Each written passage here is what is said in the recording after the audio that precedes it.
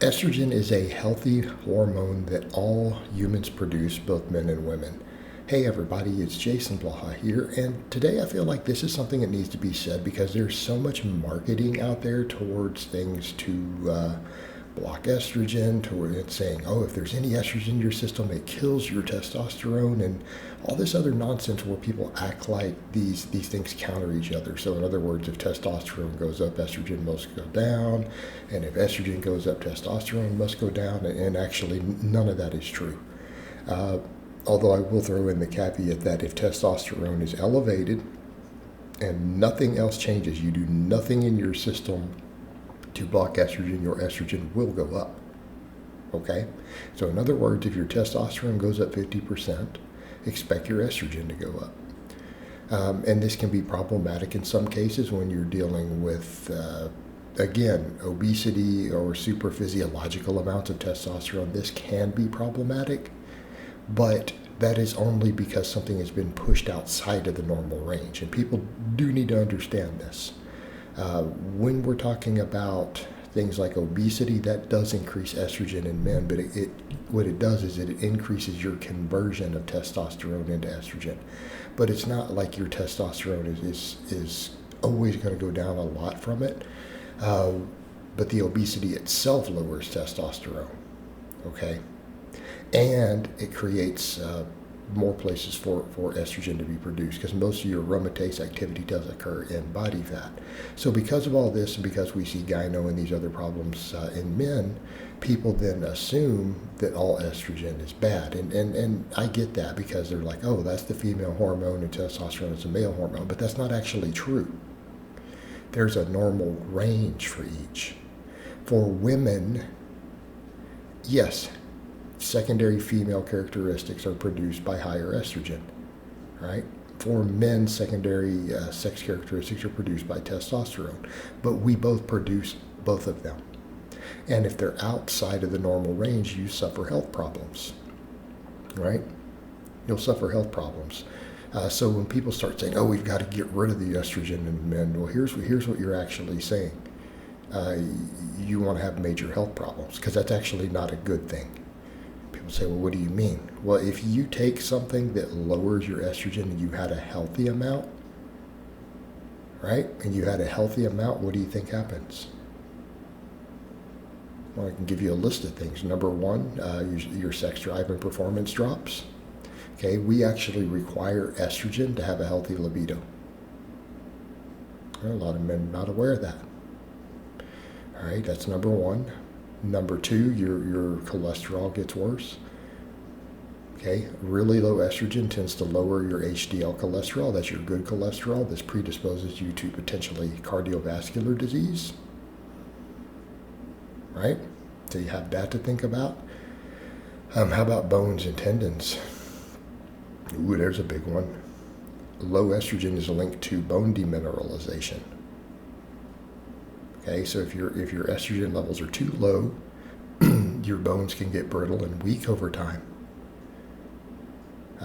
Tendon integrity tends to get reduced. In fact, overall collagen synthesis can go down. So in other words, your hair and nails can get more brittle, your bones get more brittle, your tendons get more brittle. Well, the bones isn't related, though, to collagen, of course. All right, these are the effects of having low estrogen. All right, when estrogen gets too high in men, that's usually when we see things like additional acne. All right, it affects stuff in the sebaceous glands like testosterone does. So high testosterone plus high estrogen absolutely impacts acne.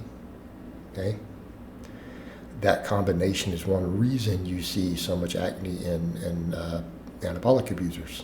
Okay, that's usually the cause. The androgens and then combined with estrogen that is out of control. Okay, if it gets too high in men, also can impact blood pressure negatively. So you have all of these things to think about. And then, of course, the one that people really fear is gynecomastia, development of breast tissue. All right, but this is when it's high. The other is when it gets low. And for some people, yeah, if it gets excessively high, the ratio gets too high, sex drive can go down. But the thing is, elevated estrogen in men and low testosterone has been linked to obesity. It's because we're carrying too much body fat. And the reason that's a problem is twofold. The testosterone goes down because of all the inflammation and poor health in the body due to the increased body fat. And people don't always think about that. Like if you have a lot of hormone problems, it's not the hormone problems that always lead to the obesity. It's the obesity that leads to the hormone problems. Yes, things like your testosterone and thyroid and other stuff can become dysregulated due to the large amount of inflammation that this places on the body and stress it places on the body. People have to remember that body fat is inflammatory. All right? And that has a whole cascade of negative effects. So then people go, so why the gyno?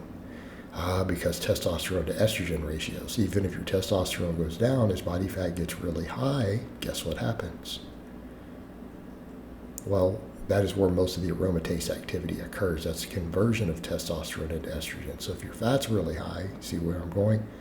Even if your testosterone is down a little, your estrogen can go up because you're converting more of it. And then your ratios are off. Okay, and that predisposes you to developing gynecomastia. And that's why 25% of American men have it. Okay, and then of course, hormones don't necessarily affect whether we gain body fat the way people think they do, but they can affect distribution of it. So then obviously then you're also going to predispose to distributing more fat in the chest area on top of it, in addition to that glandular tissue. But the thing to remember is that estrogen is required for healthy function. Okay, it is required for bone health. It's required for blood work. It's required for sex drive. Okay, so you don't want to start trying to get rid of all the estrogen in your body if you're healthy. And the other problem with the other thing, if it's caused because you're extremely obese, the solution is not a supplement to lower it. The solution is to lose the body fat. And before anyone says, but won't that make it harder to lose it? No, it won't.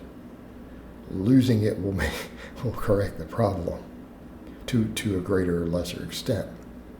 So again, people have these strange ideas about this, and the problem is that it's then used to sell products, sell supplements, sell changes in your diet. When your foods, estrogenic foods, is a myth that's been largely debunked, that's been studied heavily. The causes, again, to all these problems are obesity. Okay, it's not because you ate a piece of soy.